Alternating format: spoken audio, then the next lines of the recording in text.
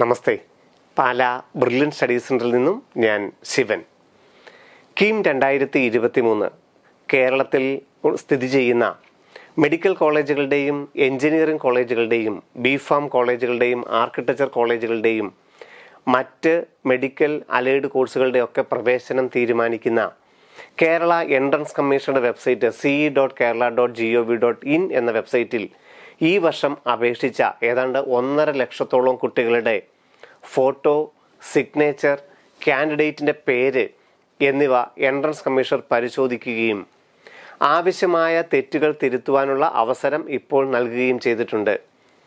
Category സംബന്ധിച്ചോ, നമ്മൾ upload ചെയ്ത special reservation സംബന്ധിച്ചോ, NRI സംബന്ധിച്ചോ, minority സംബന്ധിച്ചോ ഉള്ള ഒരു സർട്ടിഫിക്കറ്റ് വെരിഫിക്കേഷനും ഇപ്പോൾ പൂർത്തിയായിട്ടില്ല. അത് മറ്റൊരവസരത്തിൽ മെയ് മാസം അവസാനത്തോടുകൂടി മാത്രമേ ആവുകയുള്ളൂ.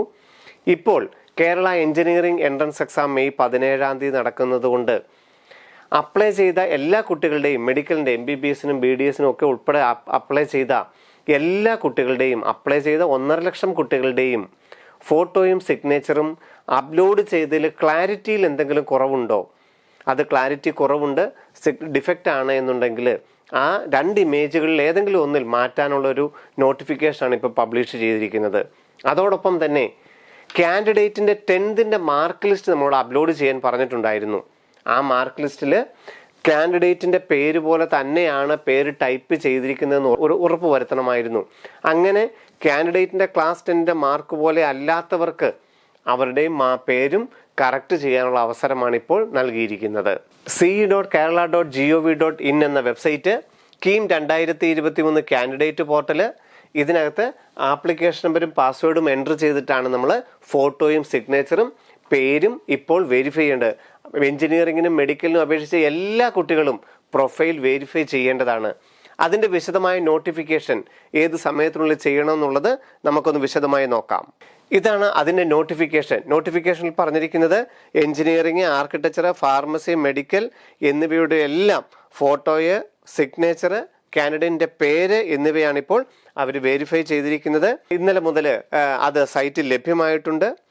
ആ ഫോട്ടോയിലും സിഗ്നേച്ചറിലും എന്തെങ്കിലും ക്ലാരിറ്റി കുറവുള്ളവരുടെയും ക്ലാസ് 10 പോലെ അല്ല പേര് എൻ്റർ ചെയ്തിരിക്കുന്നെങ്കിൽ ഈ 3 ടൈപ്പിലുള്ളവർക്ക് മാത്രമേ ഇപ്പോൾ മെമ്മോ അപ്ലോഡ് ചെയ്തിട്ടുള്ളൂ.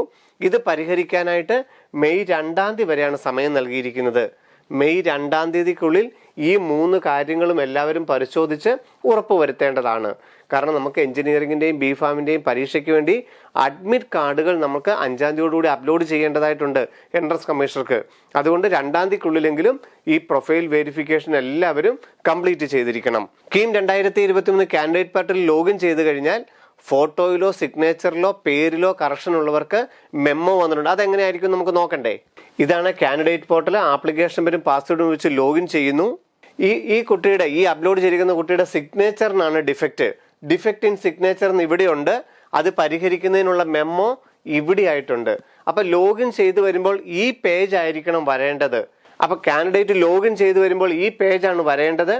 ഈ പേജ് അല്ല വരുന്നതെങ്കിൽ, കാരണം നിങ്ങൾ മൊബൈലിൽ നിന്നോ അല്ലെങ്കിൽ പഴയ ബ്രൗസറിൽ നിന്നൊക്കെ ലോഗിൻ ചെയ്ത് നോക്കുമ്പോൾ ചിലപ്പം ഈ പേജ് ആയിരിക്കുമല്ലോ ലോഗിൻ ചെയ്ത് വരുന്നത്. എല്ലാവർക്കും ലോഗിൻ ചെയ്ത് വരേണ്ടത് ഈ പേജാണ്. ഇപ്പോൾ പ്രൊഫൈൽ ലോഗിൻ ചെയ്ത് കഴിയുമ്പോൾ ഇടത്ത് സൈഡിൽ താഴെ കണ്ടോ മെമ്മോ ഡീറ്റെയിൽസ് എന്ന് കണ്ടോ, മെമ്മോ ഡീറ്റെയിൽസ് ഉണ്ട്.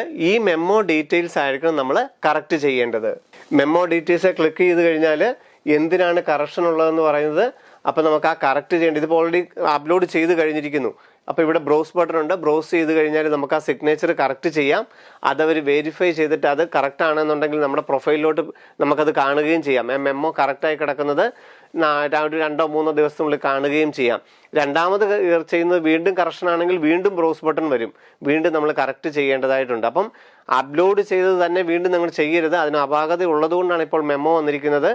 അതുകൊണ്ട് ആ സിഗ്നേച്ചർ ഒന്നും കൂടെ അല്ലെങ്കിൽ ഫോട്ടോ ഒന്നും കൂടെ ക്ലാരിറ്റിയോടുകൂടി തന്നെ അപ്ലോഡ് ചെയ്യുക.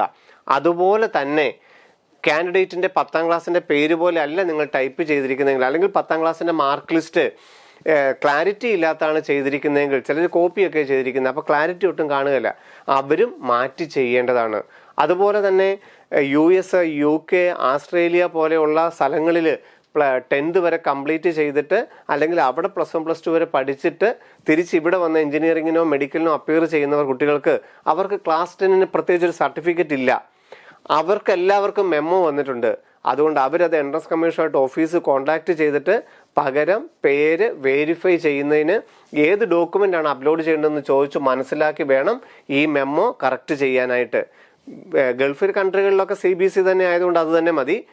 എന്നാൽ അമേരിക്കൻ സിറ്റിസണായിട്ടോ അല്ലെങ്കിൽ അമേരിക്കയിൽ ഓസ്ട്രേലിയയിലൊക്കെ പഠിച്ചിരിക്കുന്നവർക്ക് പേര് വെരിഫൈ ചെയ്യാനായിട്ട്, പേര് കറക്റ്റാണെന്ന് പറയാനായിട്ട് നമുക്കൊരു 10th സർട്ടിഫിക്കറ്റ് ഇല്ലായിരുന്നു.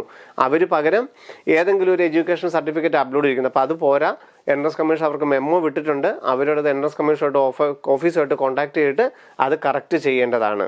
എഞ്ചിനീയറിങ്ങിനും BPharmനും അഡ്മിറ്റ് കാർഡുകൾ ഉടൻ തന്നെ ഏതാണ്ട് മെയ് ആദ്യത്തെ ആഴ്ച തന്നെ അപ്ലോഡ് ചെയ്യേണ്ടത് കൊണ്ട് എത്രയും പെട്ടെന്ന് ഇത് കറക്റ്റ് ചെയ്യണം.